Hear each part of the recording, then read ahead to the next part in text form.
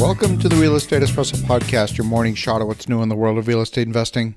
For Friday, August 26th, I'm your host, Victor Menashe. Today and every day this week, we're looking at some aspect of food security and the major shifts that are putting enormous strain on our global food supply. We are already experiencing acute shortages all over the world. On Monday's show, we talked about how dietary preferences have increased the demand for grain on a global basis as more and more people shift to consuming animal protein. On Tuesday's show, we talked about how more and more farmland is being diverted from food production to growing biofuels like ethanol and biodiesel.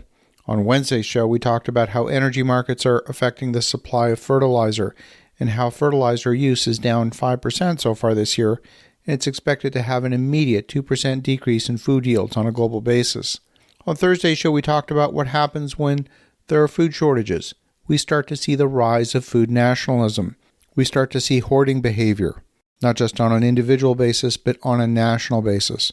And on today's show, we're looking at what happens when you shift your food production from using synthetic fertilizer to organic. We're looking specifically at Sri Lanka and the major impact it had on their national economy. Now, don't get me wrong, I love the idea of organic farming. I personally buy organically grown fruits and vegetables whenever I can. The problem is we've got 8 billion people on this planet, and we cannot feed the world's population without synthetic fertilizer. So let's take a look at what happened in Sri Lanka. The shift in Sri Lanka started in the spring of 2021 when Sri Lanka's president, Gotabaya Rajapaksa, put a ban on agrochemicals. His goal was an ambitious one, to transform Sri Lanka into the first nation with 100% organic agriculture. Less than a year later, the country is left in economic ruin with a supply shortage crisis as a result.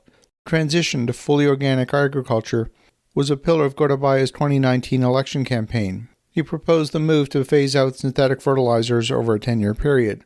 But just a few months after the election, he implemented a complete ban on the importation and use of synthetic fertilizers. What was intended to be a positive move for Sri Lanka's nearly 2 million farmers soon backfired. A year after the ban, nearly a third of the country's agricultural land lay dormant, with no crops planted.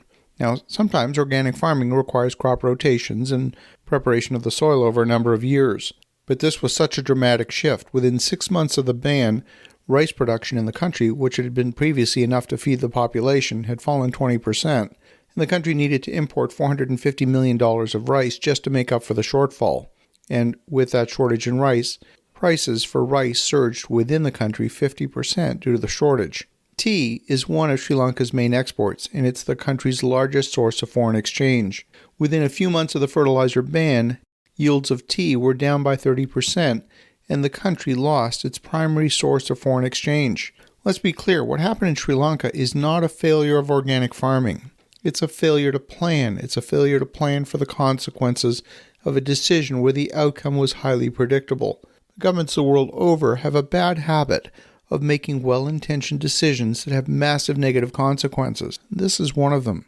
The result of the fertilizer experiment is a humanitarian crisis and the near economic collapse of the country. The result was social unrest, the resignation of the government, the storming of the presidential palace, and insufficient foreign exchange to even import fuel to keep the country from running out of gasoline. So here we are in North America experiencing inflation of prices across a wide range of commodities, and it's readily apparent on the regular trips to the grocery store. We're hoping things will return to normal, that the supply chain shortages will resolve themselves, and that interest rates will fall back to the intoxicating levels we've enjoyed over the past decade. But I'm seeing too many structural issues that are betting against the supply side returning to normal. I'm seeing structural issues, like the ones we discussed this week, having an impact for years to come. There's truly no end in sight at the moment.